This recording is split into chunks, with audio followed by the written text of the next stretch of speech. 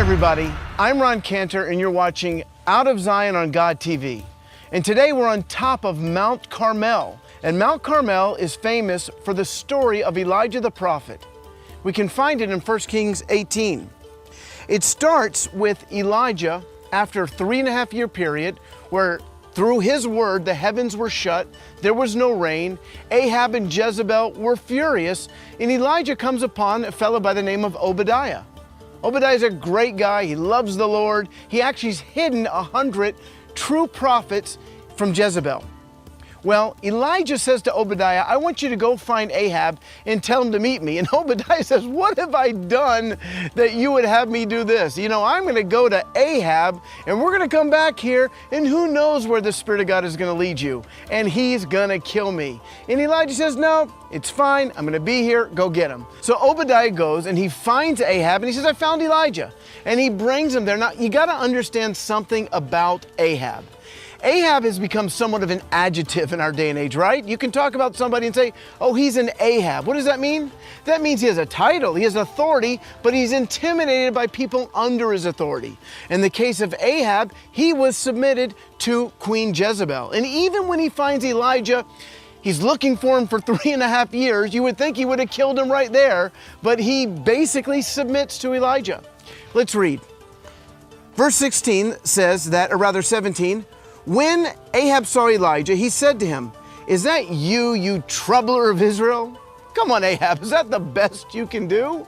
You know, he's not really a man of authority, but Elijah responds, I have not made trouble for Israel, Elijah replied, but you and your father's family have. You have abandoned the Lord's commands and have followed the Baals.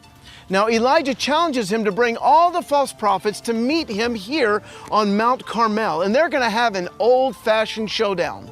Now all these prophets come and they make an altar and they put a bull on it and they begin to cry out to their false gods.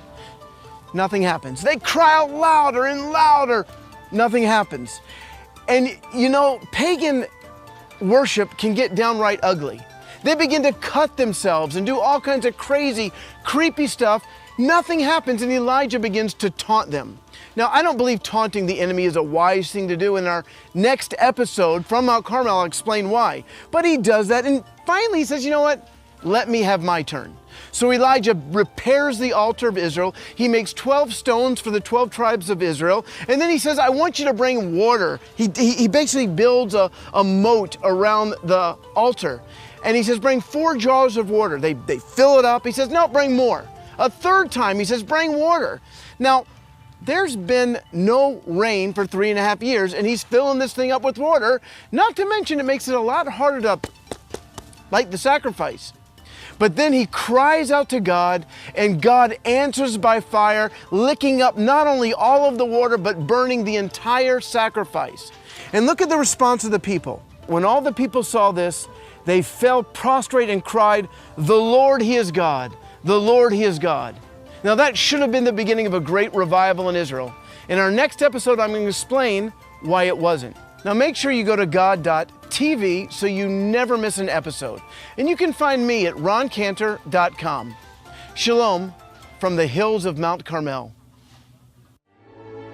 Please follow Ron on Twitter and Facebook at Ron S. Cantor to find out more about Ron and his ministry. For more information on God TV and the Out of Zion programs, or to view these programs again, go to god.tv/Zion.